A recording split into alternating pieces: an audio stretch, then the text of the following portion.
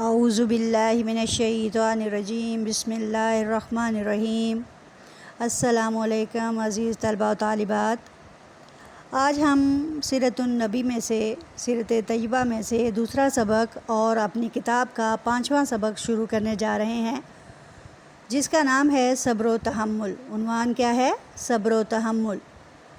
اور صفحہ نمبر ہے 18۔ صبر کے معنی ہیں اپنے آپ کو قابو میں رکھنا، اور تحمل کے معنی ہیں برداشت کرنا۔ واو حرف عطف ہے۔ اکثر اوقات یہ دونوں حروف صبر اور تحمل، صبر و تحمل مترادف، مرکب مترادف کے طور پر استعمال ہوتے ہیں، یعنی کہ ہم معنی مرکب کے طور پر استعمال ہوتے ہیں۔ یوں صبر کے معنی ہیں اپنے آپ کو قابو میں رکھنا، تکالیف برداشت کرنا، کسی بات پر ثابت قدم رہنا۔ یعنی کہ اگر ہمیں کوئی ایسے حالات پیش آئے ہیں کہ جو تکلیف دہ ہیں، جس سے ہماری دکھ، ہماری بیماری یا کسی چیز میں اضافہ ہوا ہے، تو اس پر صبر کرنا، اس پر قابو پانا۔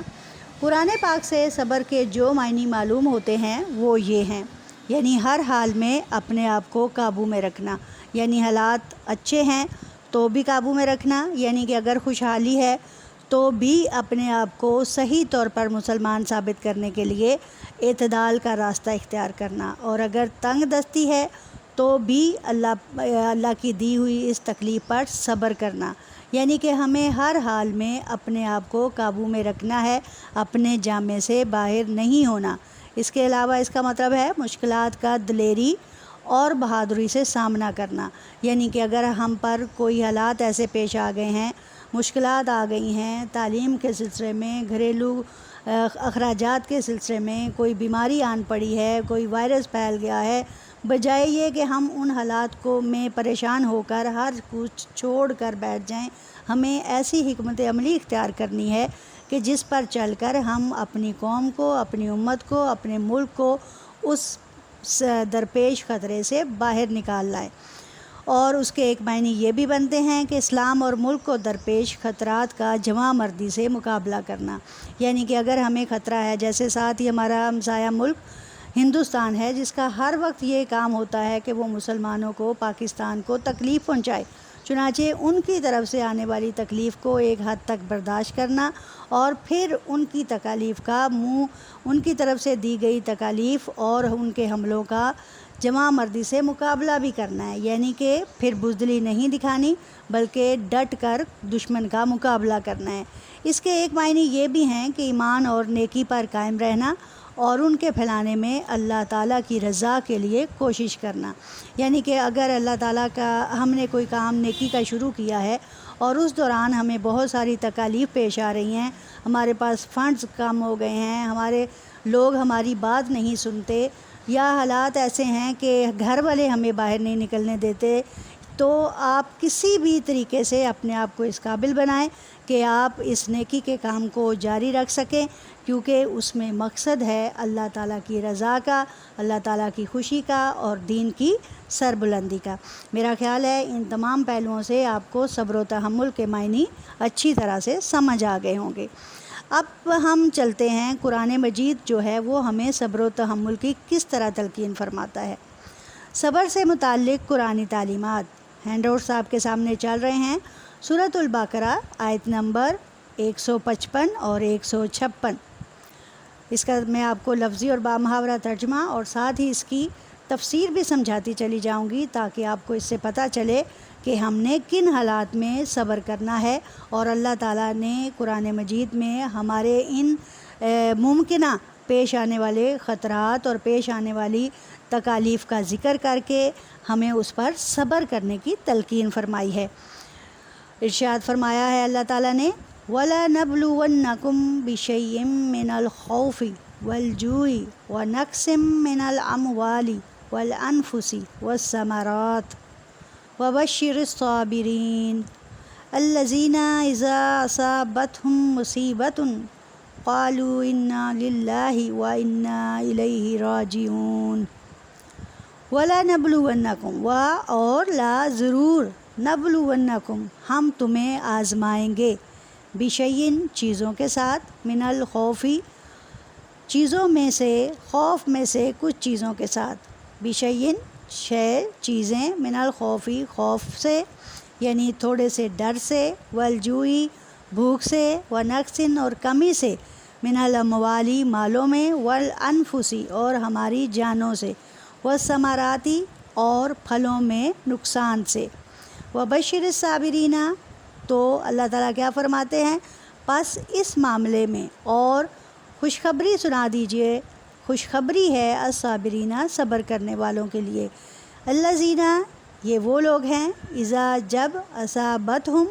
پہنچتی ہے انہیں کوئی مصیبت مصیبت، قالو تو وہ کہتے ہیں، انا بے شک للہ ہر مصیبت اللہ ہی کی طرف ہے، وانا الیہ راجعون اور ہر چیز اللہ ہی کی طرف لوٹ جائے گی، یعنی کہ ہر چیز اللہ ہی کے لیے ہے اور اللہ ہی کی طرف لوٹ جائے گی، یعنی کہ اگر ہمیں کوئی تکلیف پہنچتی ہے تو وہ اللہ نے ہم پر بھیجی ہے، اور انشاءاللہ اللہ اپنے فضل سے، اپنے کرم سے ان تکالیف کو دور بھی فرما دے گا۔ تو ہم چلتے ہیں اوپر آیت کے اسی حصے کو، اور ہم ضرور آزمائیں گے تم کو تھوڑے سے ڈر سے اور بھوک اور مالوں، جانوں اور پھلوں کے نقصان سے، اور خوشخبری دے دیجئے ان صبر کرنے والوں کو کہ جب انہیں کوئی مصیبت پہنچتی ہے تو کہتے ہیں ہم اللہ ہی کے ہیں اور اسی کی طرف لوٹنے والے ہیں۔ یہاں آپ کو اوپر بیسک جو چیزیں نظر آ رہی ہیں وہ کیا ہے کہ ڈر سے،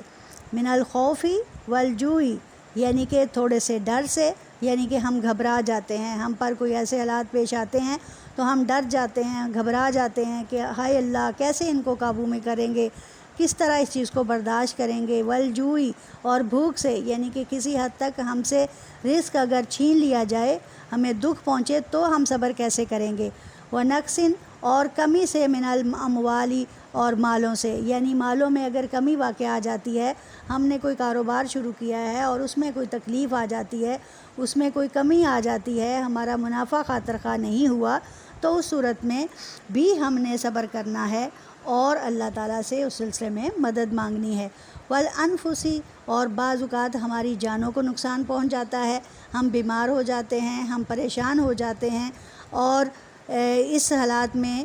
ہم نے اس وقت بھی اپنے آپ کو قابو میں رکھنا ہے، والثمراتی اور پھلوں کے نقصان سے، مثلاً اس کی مثال آپ کے سامنے ہے کہ ایک کسان ہے، اس نے سال بھر محنت کی ہے، اس نے اپنی فصل کو خوب پانی دیا، سارے حالات ٹھیک رہے، فصل خوب لہلہائی، لیکن اچانک کوئی قدرتی آفت آئی اور ان کے پھل جو ہیں، اس کا جو کھیت کا ثمر ہے، اس کا کھیت کی جو فصل ہے، یعنی جو فصل ہے وہ برابر پھل نہیں دے پائی،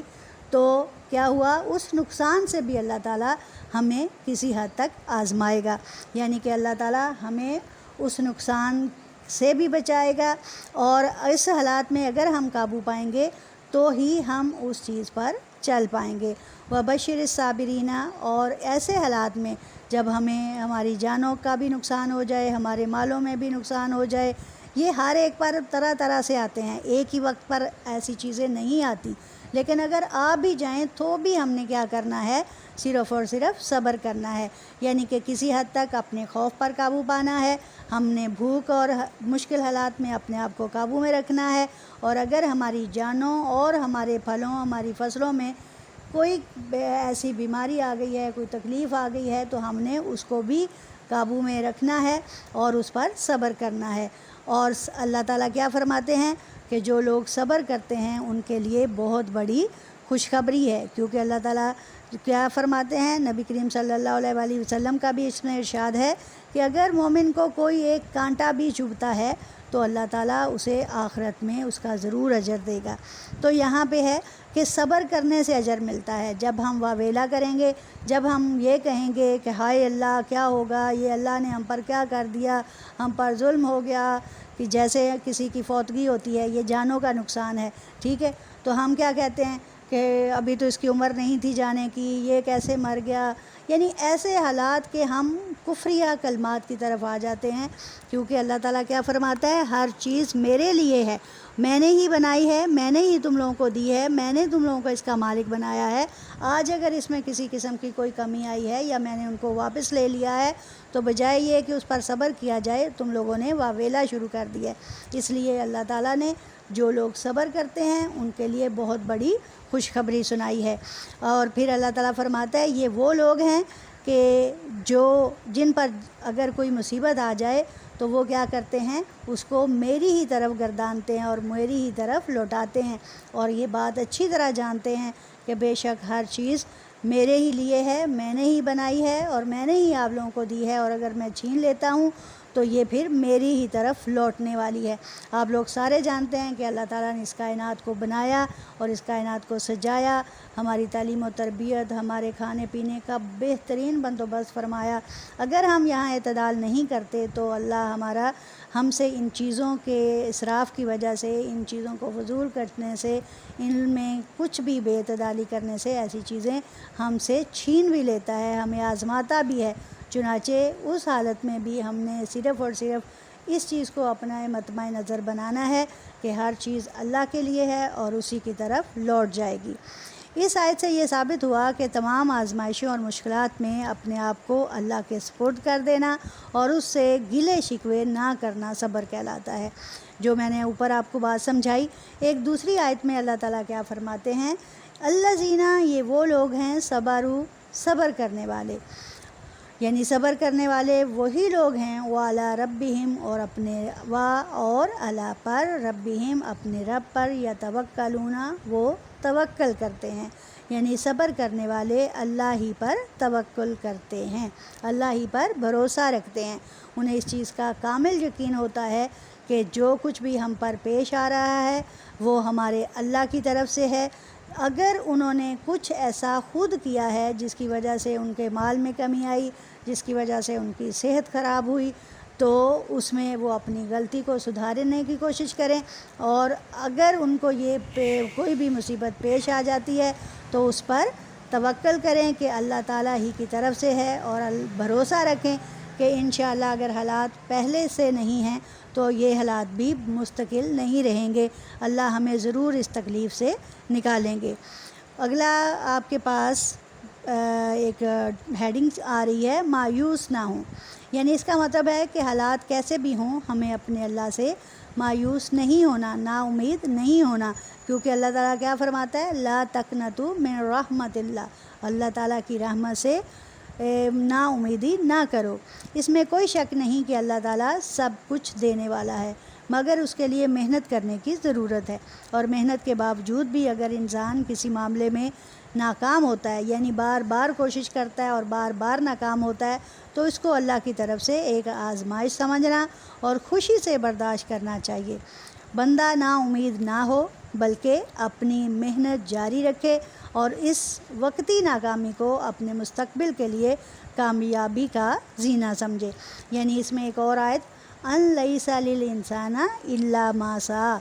کہ نہیں ہے انسان کے لیے مگر وہی کچھ جو اس نے کوشش کی، یعنی کہ انسان کو وہی ملتا ہے جس کی وہ کوشش کرتا ہے۔ بعض اوقات جیسے آپ کو پہلے سمجھایا کہ اگر کوشش کرنے کے نتیجے میں بھی کامیابی نہیں ملتی تو اس کا مطلب ہے کوشش کرتے رہنا چاہیے، اس کو چھوڑ دینا اس کا مقصد نہیں ہے، بلکہ اگر آپ نے کوئی نیک کام شروع کیا ہے تو اس کو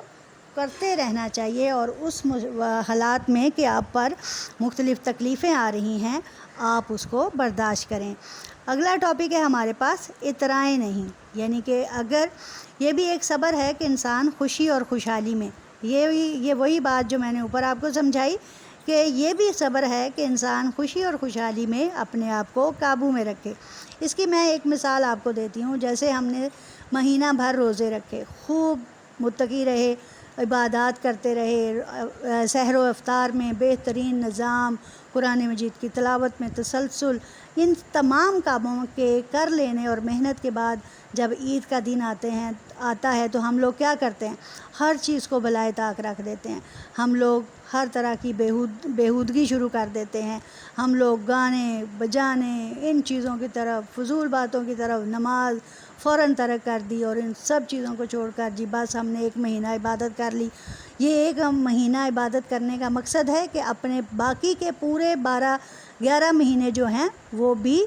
صبر کے ساتھ گزارے جائیں، وہ بھی اللہ اور اس کے رسول کے حکم کے مطابق گزارے جائیں. اور ان حالات میں خوشی کے موقعوں پر بھی اپنے آپ کو قابو میں رکھنا. بے شک خوشی کے موقعوں پر آپ خوشی کے لیے اپنے اللہ اور اس کے رسول کی دی ہوئی حدود کے اندر رہ کر خوشیوں کو منائیں. تو ان حالات میں بھی اپنے آپ کو قابو رکھنا ہوتا ہے. وہاں یہ نہیں کہ اٹھیں اور ہم ڈیک لگا لیں اور ہم فضول خرچی شروع کر دیں، ہم گانے بجانے شروع کر دیں اور ہم اپنی تمام اقدار جو ہیں ان کو بھول جائیں.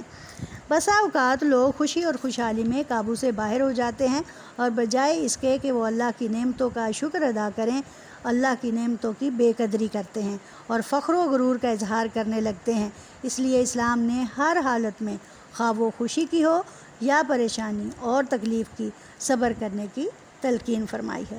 میرا خیال ہے میرے بچوں کو آج اتنا ہی کافی ہے. آپ کو صبر سے متعلق یہ جو باتیں ہیں قرآن مجید سے، آپ کو میں نے اس کی 2 آیات، ایک سورہ نحل، سورہ بقرہ، ان کی آیات سے آپ کو جو بات ڈیفائن کی ہے، اللہ کرے آپ کو اچھی طرح سے سمجھ آ گئی ہو. اور آپ کو بیٹا کیا کرنا ہے، یہ چیزیں جو ہمیں آپ صلی اللہ علیہ وآلہ وسلم کی زندگی سے اور قرآن مجید سے اس کی تعلیم دی جا رہی ہے، ان کے پڑھانے کا مقصد یہ ہے کہ آپ بھی اپنی زندگی کو تبدیل کریں، آپ بھی اپنی زندگی میں آنے والے حالات پر قابو پائیں، مشکل پر صبر کریں اور صبر کا دامن کسی طور ہاتھ سے نہ جانے دیں. وآخر دعوانا الحمدللہ رب العالمین. اپنا خیال رکھیے گا. بہت سارا پیار. اللہ حافظ.